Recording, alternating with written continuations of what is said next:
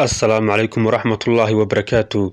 كسو دبو موضوع كوبان oo aan ku faahfaahin doono ahmiyadda kala xakameynta iyo qorsheynta sanadka 2022ka.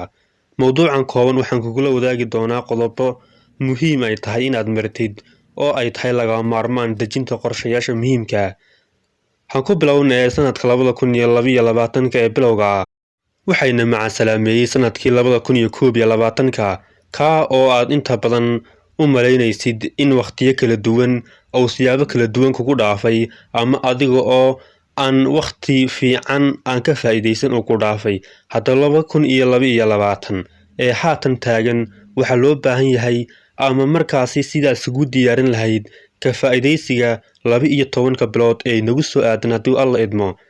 Ka faa'iideysashada waqtiga waxay ka mid tahay ka faa'iideysashada cimriga bini'aadanka iyo sida uu qiimaha u leeyahay in looga faa'iideysto waqtiga. Waqtigu waa shay qaali ah laguna xisaabtamo.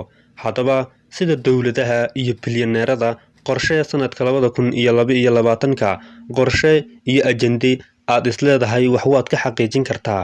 Ha kuna hamiin wax ka baxsan ama awooddaada oo aadan awood u lahayn in aad xakameysid ama aad qabatid hawsha in aad isku sii wadaysid hawl fara badan. tusaale ahaan inaad ajendayaal dejisatid 2022ka waxyaabaha hadafta muhiimka ka dhigaya ayaa ah in uu waqtigaaga ku xisaabsan yahay oo aad ku fikiraysid sidii aad waqti walba uga faa'iideysan lahayd. Haddaba 2022 nagu soo wajahan ajendayaasha maxaa kugu jira haddii aad ku haminaysid isku qabashada hawl fara badan inaad dhowr shay baratid inaad dhowr xirfadood baratid inaad dhowr waxyaabood isku keentid in dhowr ilood oo kala duwan oo dhaqaale ka soo galo. Haddaba focuska saar oo muhiimadda sii wax ka badan ha qaban 2 shay ama 3 shay oo aad isleedahay waa waqtiyo munaasab ah ayaad hawshaas qaban kartaa adiga oo rafaad iyo daal iyo waxyaabo dhibaato ah marinaynin in aad waqtiga qaaliga ah aad ku bixin lahayd waxyaabo milaayacniya aad dhinacan uga faa'iideysid. waxyaabo ku anfici kara adduun iyo aakhiraba ayaad ka faa'iideysan kartaa in cimrigaaga qayb ka mid ah oo aad u baaxad ballaaran waqti walba iyo ilbiriqsi kasta.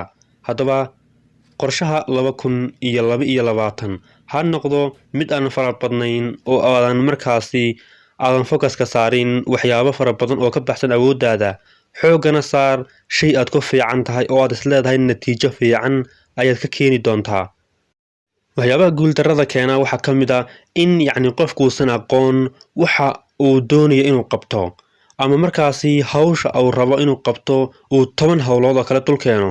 Haddaba haddii aad wax samaynaysid ka bilow hal shay kadibna ka labaad u gudub si ay waqtigu u xasilo adiguna aadan isku daalin markaasi rafaad fara badan aadan u marin.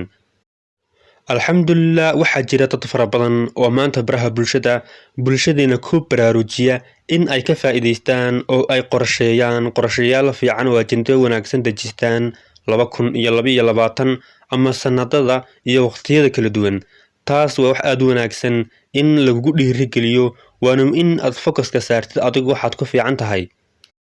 haddaba 2022 ha ka daalin waxaad u maleynaysid ama markaasi aad ku haminaysid inaad qabatid oo aad guul ka gaadhid. ha ka daalin sidoo kalena ha ka caajisin qabashada hawlaha maxaa yeelay markii aad tallaabo qaadidba tallaabada xigta haddii aad ka caajistid dabcan waxba isma gaarayaan waxna ma hagaagayaan. haddaba ha ka daalin ha kana caajisin haddii aad xirfad baranaysid haddii aad aqoon kala kororsanaysid iyo haddii aad focuska saaraysid arrimo shaqo iyo hawlo kala duwan ee adduunka kala duwan. mowduucan ayaan jeclaystay qodobkan kooban inaan nila wadaago waa aniga xamse maxamed inta mowduucan mid lamid dib u kulmi doono sida ay nooli kulantay. assalaamu calaykum waraxmatullaahi wabarakaatu.